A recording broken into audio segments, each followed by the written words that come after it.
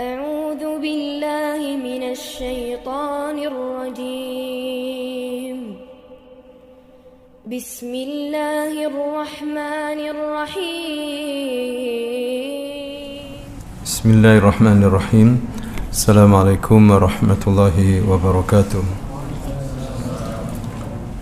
إن الحمد لله نحمده ونستعينه ونستغفره ونتوب إليه ونعوذ بالله من شرور أنفسنا وسيئات أعمالنا من يهده الله فلا مضل له ومن يضلل فلا هادي له أشهد أن لا إله إلا الله وحده لا شريك له وأشهد أن محمدا عبده ورسوله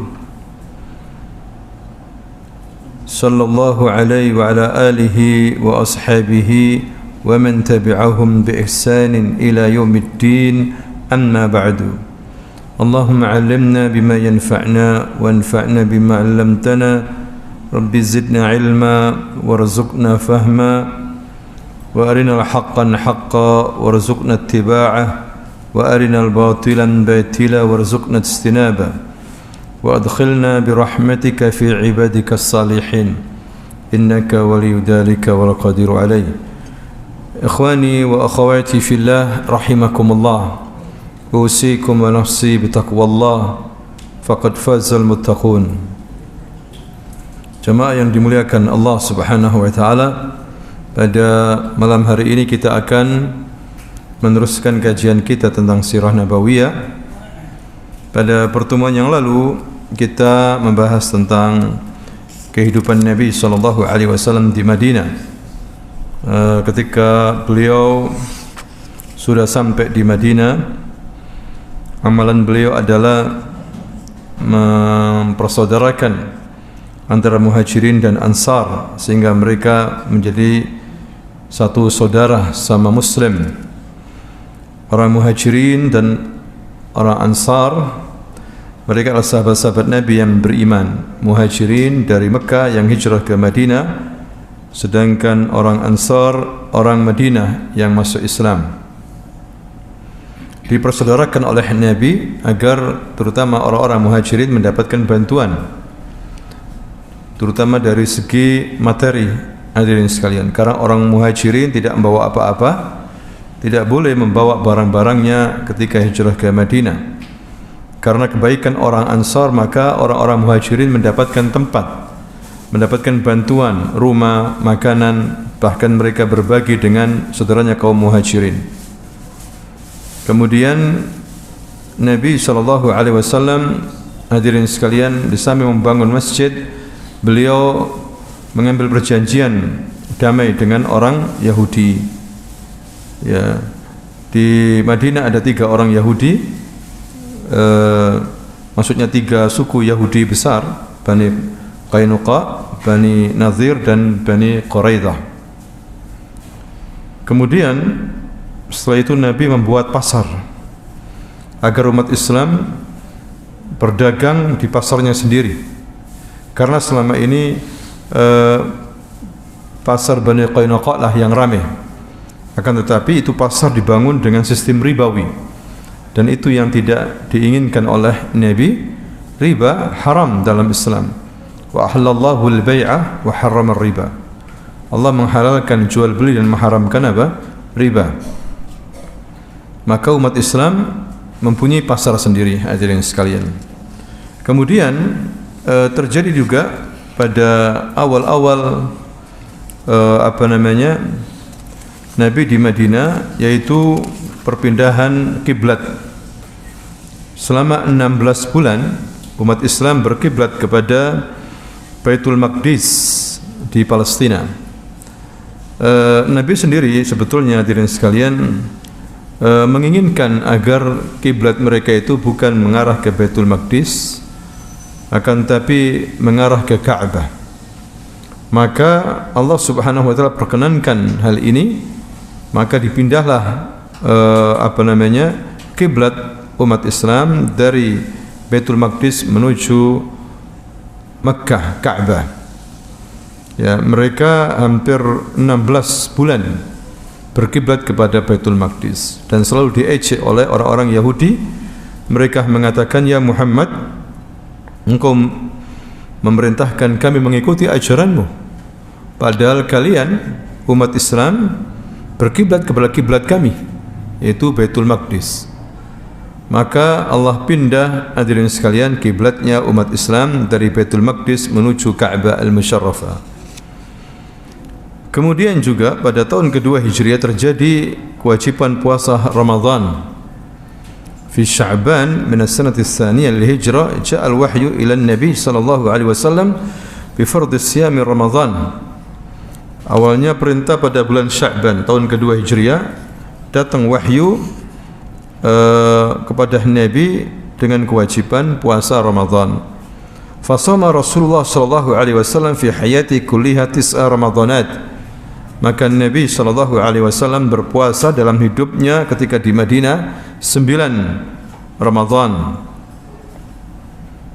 Kemudian juga pada waktu bersamaan diwajibkan zakatul fitr, zakat fitrah, juga di bulan Sya'ban.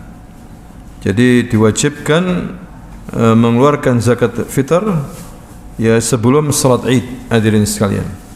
Dan itu terjadi pada kehidupan Nabi di awal kedatangannya di Madinah.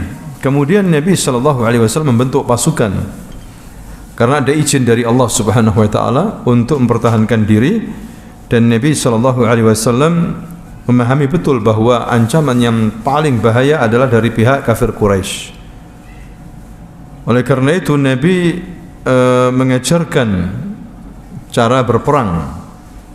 Ya, dan pada tahun kedua Hijriah turunlah ayat, hadirin sekalian, untuk berperang karena umat Islam dizalimi. Sebagaimana Allah Subhanahu wa taala berfirman, "Udzina lil ladzina yuqataluna bi annahum zulimu." Diizinkan bagi orang-orang yang dizalimi untuk berperang karena mereka dizalimi. Wa innallaha ala nasrihim laqadir. Sungguhnya Allah itu untuk menolong mereka itu sangat mampu sekali. Ya. Nah, inilah hadirin sekalian, makanya Nabi tahun pertama Hijriah sudah mengadakan Sariyah. Apa itu Sariyah? Sariyah itu pengerahan pasukan militer tapi tidak banyak. Ya, 30 orang, paling banyak mungkin 100 orang, 200 orang. Ya, untuk mencegat daripada kelompok dagang Quraisy yang mereka kembali dari Syam menuju Mekah. Kenapa Nabi mencegat? Apakah Nabi begal jalanan, hadirin sekalian? Tentunya tidak. Nabi memikirkan nasib daripada kaum muhajirin yang ada di Madinah. Mereka miskin, tidak mempunyai apa-apa, ya kecuali mengandalkan pertolongan dari kaum muslimin Madinah, itu orang-orang Ansar. Maka Nabi ingin mengembalikan barang-barangnya orang muhajirin yang selama ini dirampas oleh orang-orang kafir Quraisy. Maka dicegat kafilah dagangnya orang Quraisy dari Syam menuju Mekah, mau enggak mau harus melewati apa? Madinah. Terjadi beberapa pengiriman Sariyah, ya, yaitu yang pertama Sariyah Hamzah bin Abdul Muttalib, ya, tujuannya sama, i'tiradu qafilati Quraisy, untuk menghadang kafilah dagang Quraisy. Tapi tidak terjadi peperangan ketemu karena sudah kedahuluan pulang orang Quraisy. Kemudian ada lagi Sariyah Ubaidah ibn al-Harith, ya, anak paman Nabi, dikirim untuk menghadang kafilah dagang Quraisy. Terjadi beberapa kontak senjata, yaitu melempar panah, tapi kemudian tidak berjalan lama, kemudian mereka sudah pergi meninggalkan pesisir Madinah. Ada lagi Sariyah Sa'ad ibn Abi Waqqas, sama juga, hadirin sekalian. Kemudian ada Ghazwatul Abwa. Ya, inilah Ghazwa itu adalah perang yang diikuti langsung oleh Nabi, yang dipimpin langsung oleh Nabi. Perang pertama adalah Ghazwatu Abwa, atau nama lainnya Waddan. ini juga untuk mencegat kafir dagang Quraisy, tapi tidak terjadi peperangan yang signifikan. Ada juga hadirin sekalian Ghazwatu Buat, Nabi juga ikut di sini. Ghazwa Nabi ikut di dalamnya, kalau Sariyah tidak. Ya.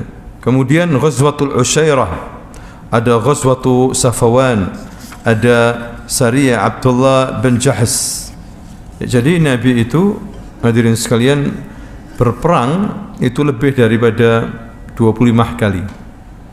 Mengirimkan Sariyah lebih daripada 50 kali.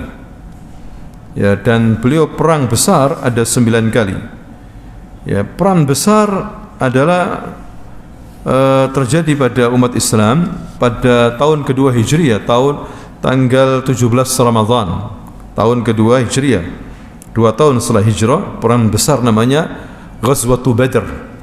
Ghazwatu Badr. Apa itu Badr? Badr sebetulnya nama sumur. Ya, nama sumur namanya Badr di daerah antara Mekah dan Madinah. Ini pada bulan Ramadan tahun 17 Hijriah. Ya, terjadilah apa yang disebut dengan perang Badr. Wa hiya yaumul furqan alladzi farraqallahu biha bainal haqq wal batin.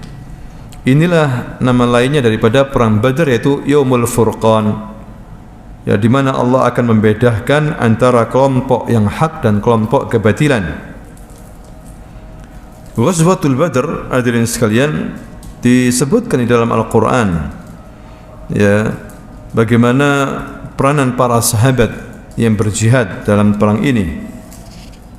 Begitu juga dalam perang Badr ini, hasil terakhir dimiliki oleh umat Islam. Umat Islam mendapatkan kemenangan besar dalam perang ini, dan tokoh-tokoh Quraisy banyak yang meninggal dunia sebagai orang yang kufur. Latar belakangnya dalam perang Badr ini, hadirin sekalian, yaitu Nabi SAW mendengar dari intelijennya, ya, bahwasanya ada orang-orang Quraisy dari Syam membawa 1000 ekor onta yang mengangkut barang-barang, yakni senilai 50.000 dinar emas. Ya, senilai 5.000 dinar emas.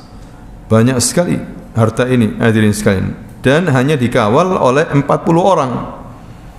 Dan kafilah dagangnya dipimpin oleh Abu Sufyan bin Harb, tokoh kafir Quraisy. Nabi mendapatkan intelijen karena Nabi selalu menyuruh intelijennya. Kali ini yang disuruh adalah Talha bin Ubaidillah dan Sa'id ibn Zaid. Ya, disuruh untuk memantau perjalanan dari Syam ke Mekah oleh orang Quraisy dan mendapatkan informasi seperti itu. Maka apa yang dilakukan oleh Nabi? Nabi berhasrat sekali mengambil barang-barang itu, ya, sebagai ganti rugi.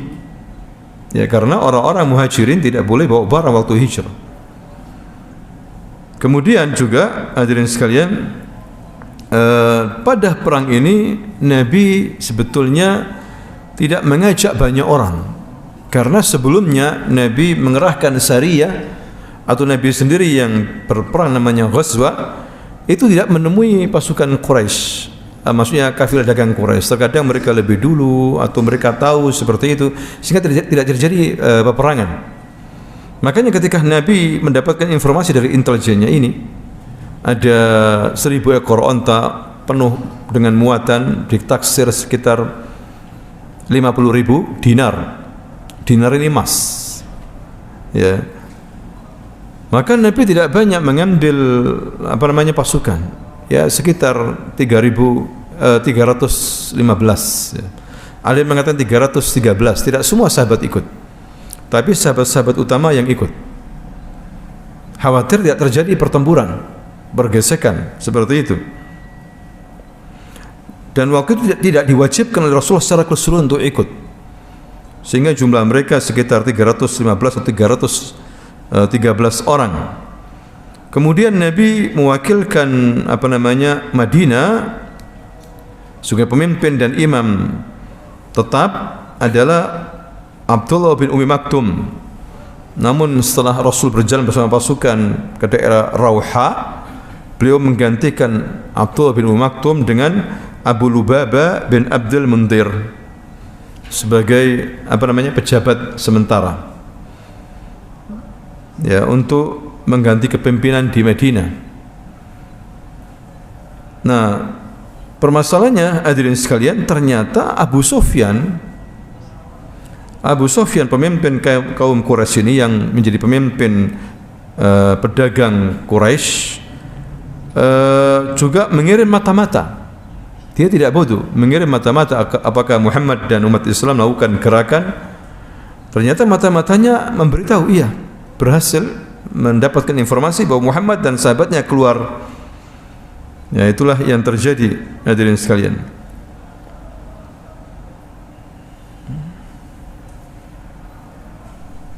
Jadi bagaimana pasukan Madinah? Kalau dari pasukan Madinah itu jumlah mereka sekitar 313 sampai 315 tentara, ya, terdiri dari 82 atau 86 orang muhajirin dan 231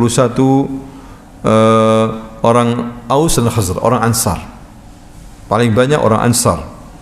Kemudian pasukan berkudanya pun tidak banyak, yaitu 2 orang. Yang menaiki kuda cuma 2 orang. Satu kuda ditunggangi oleh Zubair bin Awam, satu lagi Miqdad al-Aswad. Sedangkan pasukan onta hanya 70 orang. Ya, karena setiap onta ditunggangi secara bergantian oleh 3 tentara. Jadi minim sekali saat itu hadirin sekalian. Dan Rasul waktu itu bersama Ali dan Marsad bin Abil Marsad. Ini komposisi pasukan, ya, umat Islam di Madinah. Ya, tentunya pemimpinnya adalah Rasulullah sallallahu alaihi wasallam, dan Rasul memberikan mandat kepada beberapa para sahabat, bendera-bendera, maksudnya di sini bendera putih di bawah pimpinan Mus'ab bin Umair.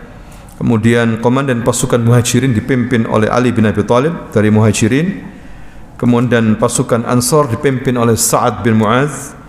Ketua sayap kanan, peloton kanan dipimpin oleh Zubair bin Awam. Ketua peloton kiri dipimpin oleh Miqdad bin Aswad, ya, dan yang lainnya hadirin sekalian. Nah, itulah yang dibagi oleh Nabi sallallahu alaihi wasallam.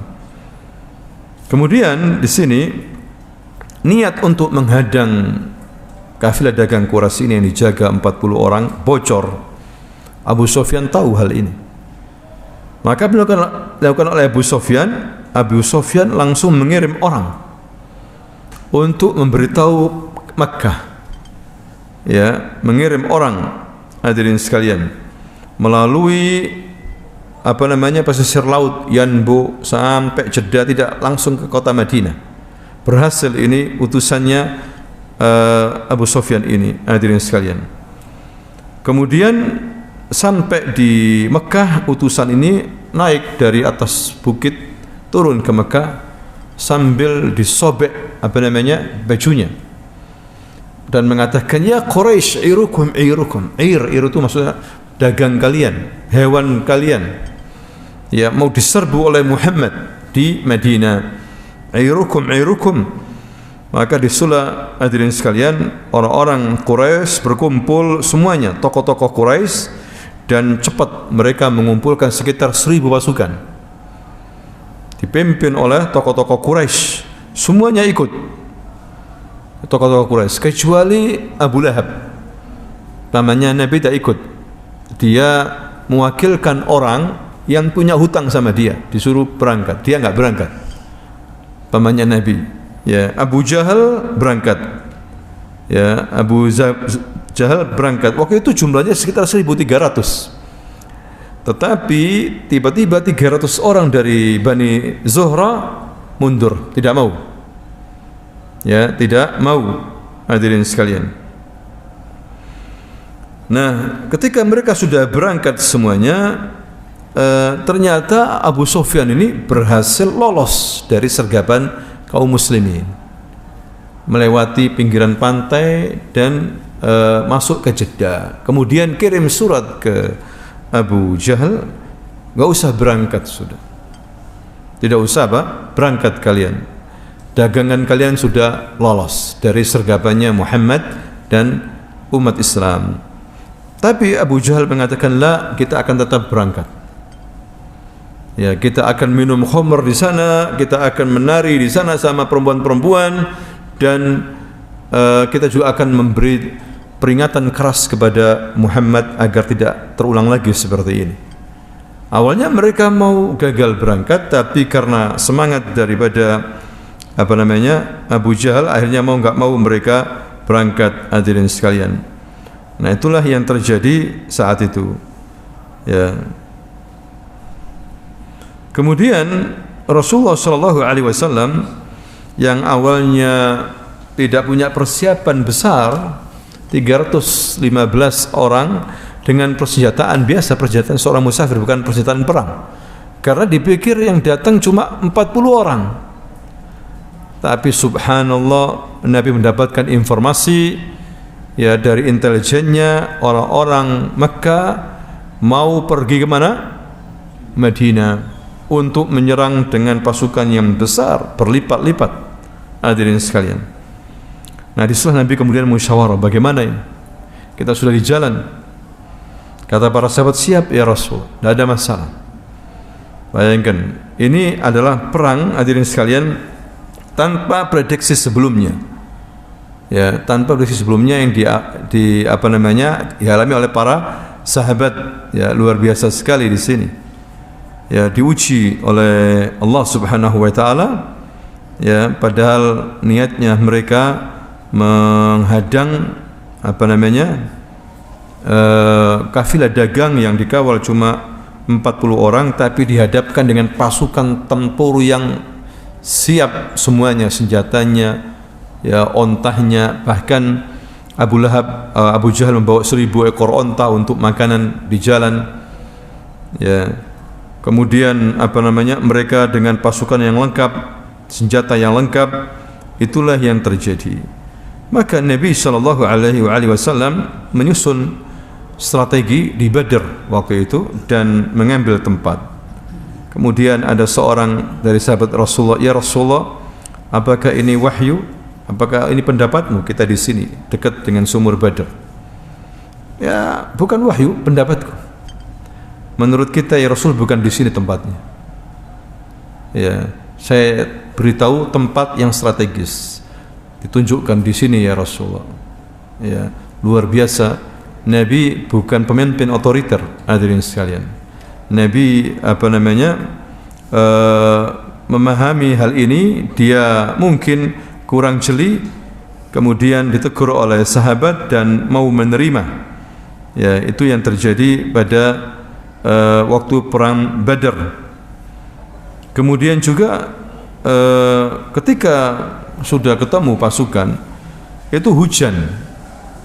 Ya, pada tanah yang ditempati oleh Nabi itu enggak terlalu basah, sedangkan tanah yang ditempati orang-orang Quraisy itu basah, sehingga susah mereka untuk berjalan.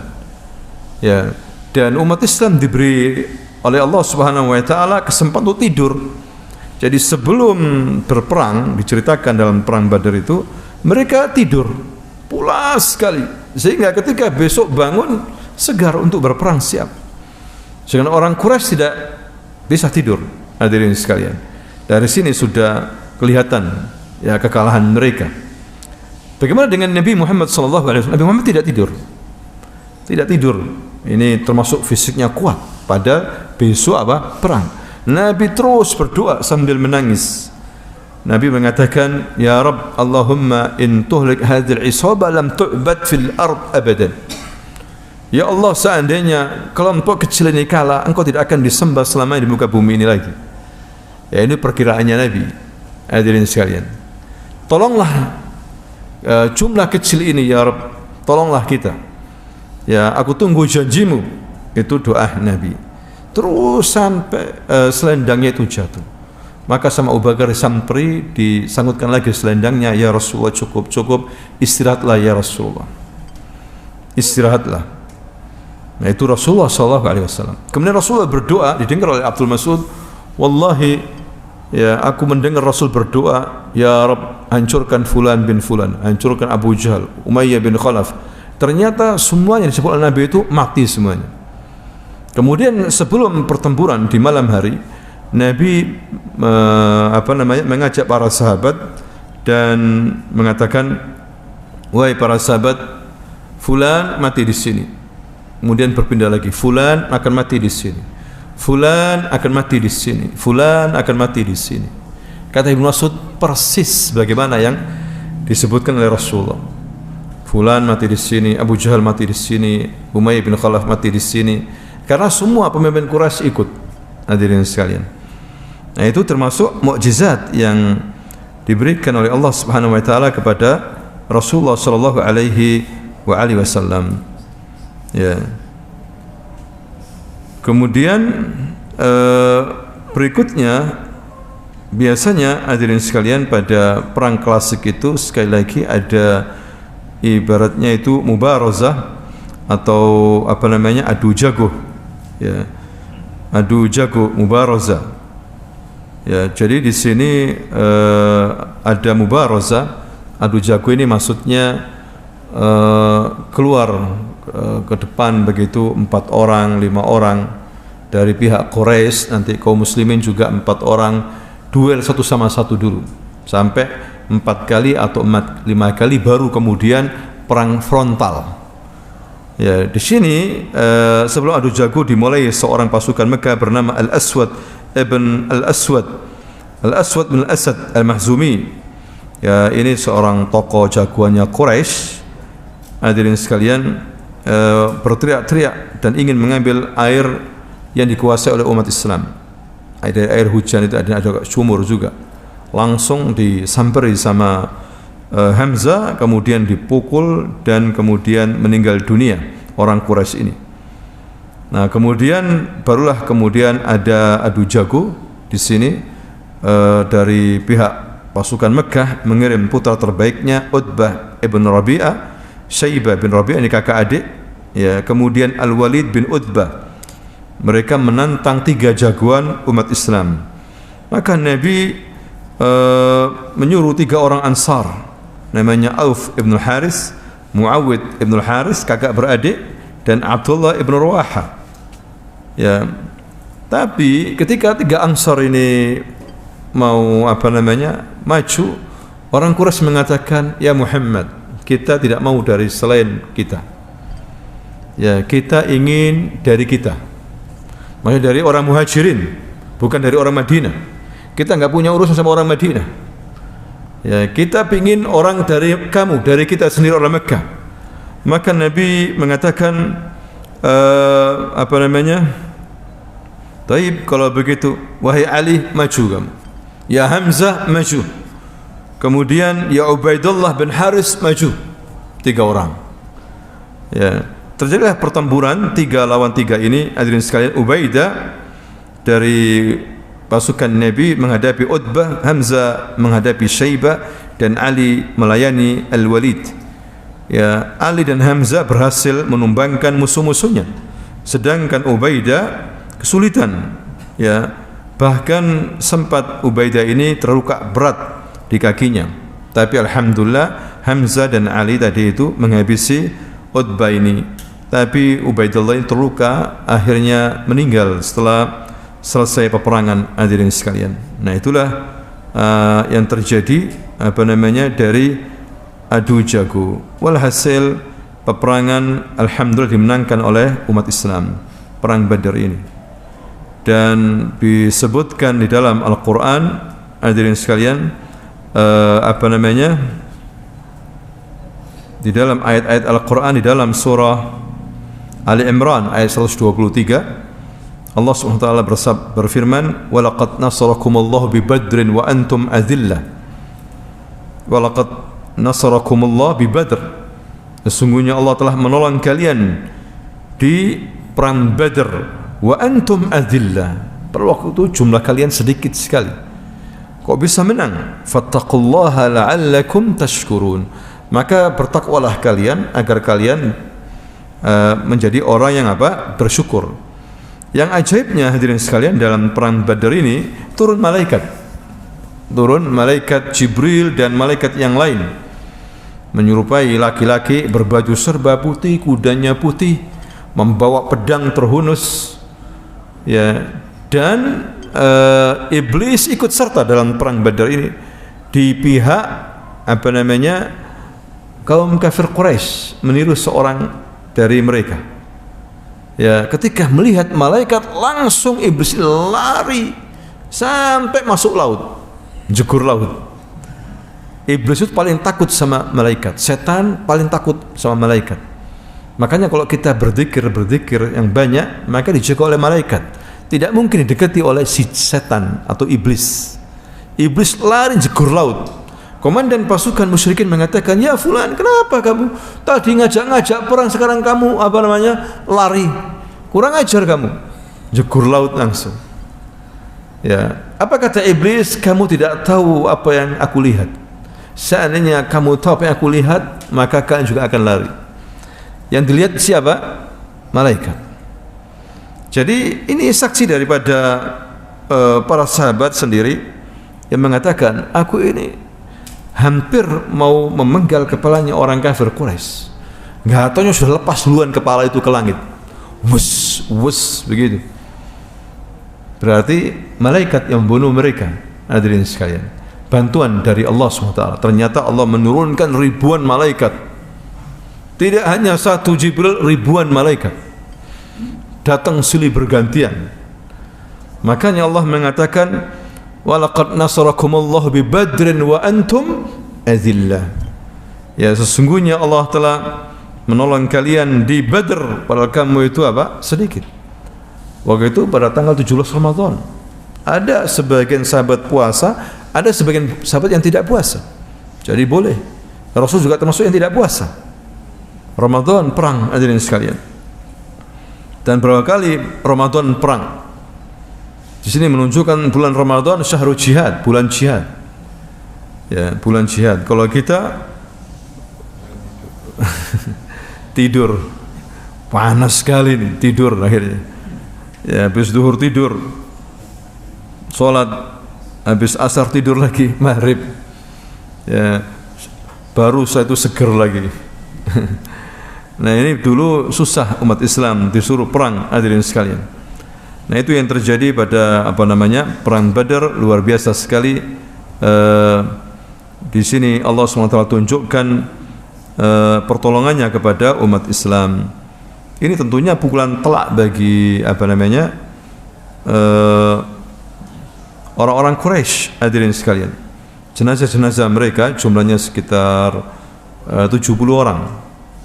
Ya, itu pasukan-pasukan, terutama pemimpin mereka jumlahnya sekitar 24. Ya, pemimpin mereka itu ditaruh satu sumur oleh Nabi. Ya, satu sumur oleh Nabi. Dan tadi itu anak-anak kecil yang pertama ikut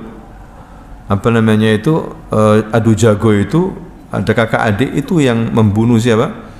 Abu Jahal. Ya, dengan beraninya mereka mengatakan waktu ketemu Abdurrahman bin Auf, "Ya ammi, wahai pamanku, mana Abu Jahal?" Ditunjukkan itu. Dia dikelilingi oleh banyak penjaga, 20 orang. "Ada apa dengan kalian, Abu Jahal?" Kita mendengar bahwasanya waktu di Mekah, dialah orang yang suka menghina Rasulullah. Betul, iya. Ya, biarkan kami akan menghabisinya. Langsung menerobos pasukan musuh, dan tidak mudah. Makanya sebagian kena tangannya putus tapi bisa menerobos sampai ke tempatnya Abu Jahal dan menghabisi Abu Jahal. Roboh Abu Jahal, dihabisi, dihinakan dengan anak-anak muda yang umurnya sekitar 16-15 tahun. Ikut perang, hadirin sekalian. Ya, kalau ditanya belum menikah, ya masih kecil waktu itu. Ya, ikut perang. Dengan beraninya berhasil merobohkan siapa? Abu Jahal. Ya. Oleh karena itu ketika Nabi memahami bahwa Abu Jahal ini dipikir mati, Nabi sempat meragukan dan mengatakan, "Tolong cari Abu Jahal ini." Dicari sama Abdullah ibn Mas'ud, hadirin sekalian,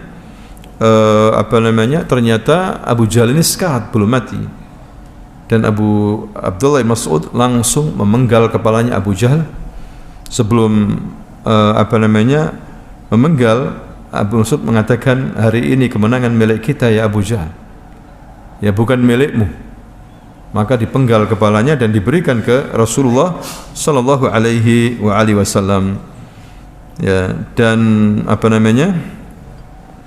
Rasulullah bertakbir, Allahu Akbar. Ya, Fir'aun hadhil ummah, ini Fir'aunnya umat ini. Ya, kalau di zaman Musa ada Fir'aun, di zaman Nabi juga ada apa? Fir'aun. Siapa? Abu Jahal. Abu Jahal ini orang pintar. Orang Quraisy memanggilnya bukan Abu Jahal, tapi Abul Hakam. Orang pintar sekali. Tapi karena pintarnya itu dia menolak Islam. Dia tidak mau menerima Islam, syariat Islam tidak mau. Ya, maka dijuluki oleh umat Islam Abu Jahal, bapaknya orang bodoh.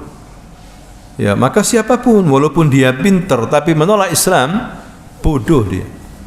Tidak pintar, hadirin sekalian. Makanya kita tidak boleh bangga sama orang kafir, tidak boleh. Ya, karena mereka bodoh, tidak mau menerima apa? Islam. Ya, umat Islam tidak boleh bangga. Maka hati-hati dalam melihat sepak bola, bangga sama orang kafir, tidak boleh. Pemainnya ini orang kafir, luar biasa ini, hati-hati, pinter, jago, nggak boleh itu sebetulnya. Ini akidah, hadirin sekalian. Kalau Muslim tidak apa-apa, tapi kalau kafir tidak boleh. Ya, tidak boleh bangga sama orang apa? Kafir. Nabi tidak pernah bangga sama orang kafir. Ya, tidak boleh kemudian membuat heboh begitu dengan ucapannya orang kafir, tidak boleh.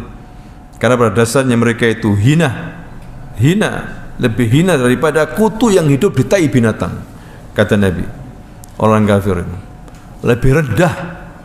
Kok bisa diberikan cintanya kepada orang kafir? Orang Muslim memberikan cintanya kepada orang kafir, kok bisa? Kok bisa nikah beda agama ini, kok bisa? Mana iman? Mana iman? Mana akidah? Hadirin sekalian, kok bisa? Ya. Nah ini kalau imannya kuat, dia tidak mungkin menikah dengan orang yang beda agama, dengan orang kafir, tidak mungkin, selamanya tidak mungkin.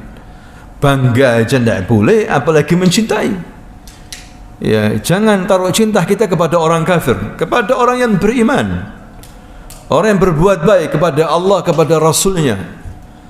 Ya, makanya hadirin sekalian, pada perang Badar ini ujian besar bagi umat Islam. Jadi yang dihadapi oleh kaum Muhajirin ini bukan orang lain, orang kampung sendiri. Ya, Abdurrahman bin Auf membunuh siapa ya? Abdurrahman bin Auf bunuh ayahnya sendiri, perang melawan ayahnya sendiri.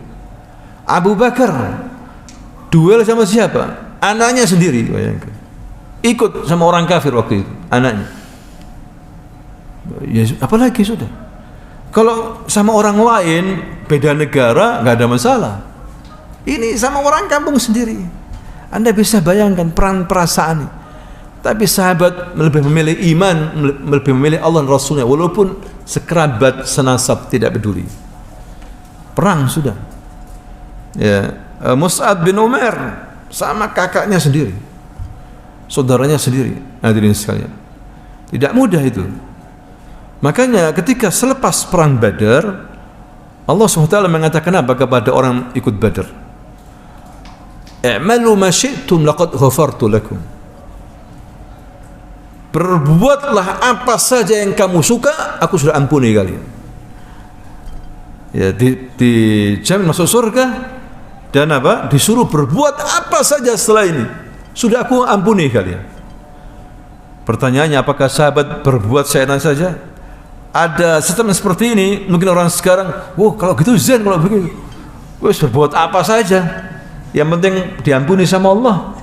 Lah, tidak. Justru mereka semakin menjadi ahli ibadah, semakin taat sama Rasulullah. Ya, semakin banyak ibadahnya. Padahal mereka sudah dijanjikan seperti itu. I'malu ma syi'tum laqad ghafartu lakum. Berbuat apa saja sudah, aku sudah ampuni kalian. Nah, ini termasuk kelebihan daripada orang yang terlibat dalam ahli Badar. Karena ini pilihan Nabi. Nabi memilih sini 315 ini. Lainnya yang imannya kecil atau yang baru masuk Islam tidak diikutkan sama Nabi. Kecuali yang kuat imannya dipilih. Terutama orang muhajirin. Karena ini tidak mudah. Hadirin sekalian. Pertama jumlah kalah berlipat sudah. Jumlah orang kafir ini banyak. Kemudian umat Islam tidak membawa senjata berat untuk berperang, tidak. Dulu orang Arab biasa bawa senjata waktu safar, paling pisau untuk membela diri, pedang biasa. Lain dengan pasukan Quraisy 1000 orang. Ternyata yang dihadapi Nabi ini bukan kafilah dagang, tapi apa? Pasukan bersenjata yang siap perang. Bayangkan. Nah itulah hadirin sekalian yang terjadi pada sahabat-sahabat Rasulullah ketika perang Badar. Ada juga beberapa keajaiban. Ada namanya Ukashah bin Muhsan. Ya. Ukashah ini pedangnya patah waktu perang. Kemudian dia mengadu ke Rasulullah, mendatangi, "Ya Rasulullah, saya punya pedang ini patah ya Rasul, nggak ada pedang lain." Ya, onta aja dinaiki 3 orang. Miskin, masih miskin dulu umat Islam, sedikit hadirin sekalian. Ada pedang lain, kata Rasul, nggak ada. Ya sudah, ini diambilkan kayu, pakai kayu. Ini hadisnya sahih hadirin sekalian. Thayyib, langsung dipakai perang oleh Ukashah ini. Ternyata kayu ini mengkilap, menyala-nyala hadirin sekalian. Dipakai untuk memukul orang-orang kafir Quraisy, mukul sana, mukul sini, kena tepat semuanya. Kaget Ukashah ini melihat seperti ini. Namanya dikatakan pedang aun, saiful aun. Maksudnya pedang aun itu pertolongan. Auna, pedang pertolongan, seperti itu. Makanya setelah itu kata Ukashah, aku pakai dalam setiap pertempuran. Perang-perang berikutnya namanya Ukashah ini nggak pernah pakai pedang, pakai kayu saja. Karena itu yang diberikan oleh Rasulullah. Dikasih pedang dia tidak mau. Ini lebih dari pedang ini. Kayu. Ini mukjizat Rasulullah. Makanya Rasulullah itu punya mukjizat banyak, ribuan mukjizat Nabi. Melebihi nabi-nabi yang lain. Dihitung para ulama 3000 lebih mukjizatnya Nabi. Bahkan mungkin lebih daripada itu. Tidak bisa dihitung, banyak. Menunjukkan bahwa dia memang utusan Allah Subhanahu wa taala. Dan mukjizat yang paling agung adalah apa? Adalah Al-Qur'an. Ya, mukjizat yang paling agung adalah Al-Qur'an. Jadi hadirin sekalian, hasil perang Badar ini kemenangan dimiliki oleh umat Islam. Sisanya orang Quraisy mati dan sebagian besar lari tunggang langgang. 70 orang tewas, ya, 70 orang lainnya ditawan. Ya, termasuk yang mati adalah tokoh-tokoh besar, Abu Jahal, Utbah bin Rabi'ah, Syaibah bin Rabi'ah, Syaibah bin Haris dan yang lainnya. Sedangkan dari umat Islam yang gugur 14 tentara. 6 dari Muhajirin, 8 dari Ansar. Ya. Dan Nabi kemudian membagi ghanimah untuk pasukan mujahidin. Ghanimah. Ya. Dan ini kemenangan yang luar biasa dari umat Islam. Dari kemenangan ini, hadirin sekalian, ketika pergi ke Madinah, balik ke Madinah, umat Islam, orang Yahudi, orang kafir, Muslim yang orang Arab yang masih kafir, itu semakin ketakutan. Jadi umat Islam punya nama yang baik. Ya, ternyata umat Islam kuat seperti itu. Dan juga yang ditawan 70 orang ini banyak usulan. Rasul dan Umar bin Khattab mengusulkan agar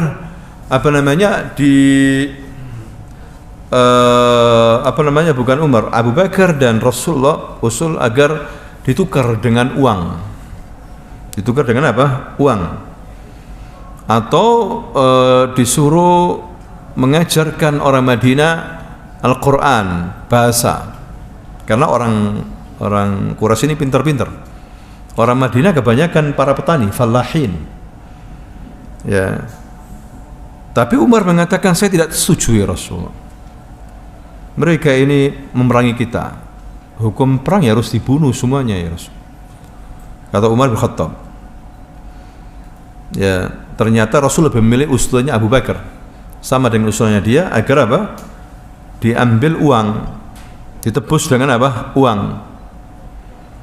Ternyata setelah diputuskan oleh Rasulullah, besoknya turun ayat membantah. Sebetulnya yang benar usulnya siapa? Umar. Kalian lebih cenderung kepada harta materi. Ya, seharusnya mengedepankan Allah dan Rasulnya. Seperti itu. Tapi sudah diputuskan, ya sudah.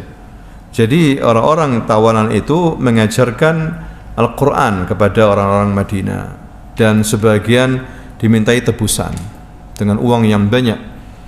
Dan ada kakaknya atau saudaranya Mus'ab bin Umair, kaya raya, ibunya kaya, saudaranya ketahuan, namanya Abu Aziz. Mus'ab datang kepada para sahabat yang memegang Abu Aziz ini, wahai teman-teman, jangan lepaskan orang ini, ikat dengan ikatan yang kuat dan minta tebusan yang banyak, jangan sedikit, karena ibunya orang kaya. Mus'ab tahu ini. Katanya Abu Aziz, ya Mus'ab, katanya, kenapa engkau seperti ini kepada saudaramu sendiri? Ya, engkau bukan saudaraku sekarang. Ya, biarkan kamu harus tebus dengan uang yang banyak. Ini saudaraku, ini fulan saudaraku. Kamu ngikuti orang kafir. Ya, sampai di situ agama, iman para sahabat hadirin sekalian. Mungkin orang sekarang cenderung nolong siapa? Keluarganya sendiri, tapi Mus'ab tidak. Makanya Allah memuji mereka, Allah menurunkan ayatnya, la tajidu qauman yu'minuna billahi wal yawmil akhir yuwadduna man haddallaha wa rasulahu walau kanu aba'uhum au abna'uhum au ikhwanuhum au ashiratahum ulaika kataba fi qulubihimul iman. Kamu tidak pernah mendapatkan suatu kaum yang dimana mereka itu memberikan cintanya kepada orang-orang yang memerangi Allah dan Rasulnya. Tidak mungkin. Ya, tidak mungkin ya seperti itu. Betul-betul mereka lebih mencintai Allah dan Rasulnya, tidak memberikan cintanya kepada musuh-musuh Allah, walaupun mereka, ayah-ayah mereka, anak-anak mereka, saudara-saudara mereka, kerabat mereka, tidak mungkin memberikan cintanya kepada mereka. Nah, ini pada sahabat Nabi hadirin sekalian, ini baru iman. Makanya akidah ini perlu. Ya, perlu di sini. Sekarang umat Islam tunduk sama orang kaya, apalagi orang-orang kaya. Dijual agamanya. Ya, dijual agamanya. Dapat yang penting dapat apa? Fulus. Ada enggak seperti itu sekarang? Ya, dijual agamanya, dijual negaranya, dijual rakyatnya bila perlu. Kepada musuh-musuh Allah. Ya, dengan uang yang sedikit. Jadi perang Badar ini perang yang luar biasa, banyak sekali pelajaran di dalamnya. Wallahu taala a'lam bissawab. Demikianlah hadirin sekalian, mudah-mudahan apa yang bisa kita ambil pelajaran ini bisa menambah iman kita kepada Allah dan Rasulnya, agar kita selalu istiqamah di jalannya. Subhanakallahumma wa bihamdika asyhadu an la ilaha illa anta astaghfiruka wa atubu ilaik. Assalamualaikum warahmatullahi wabarakatuh.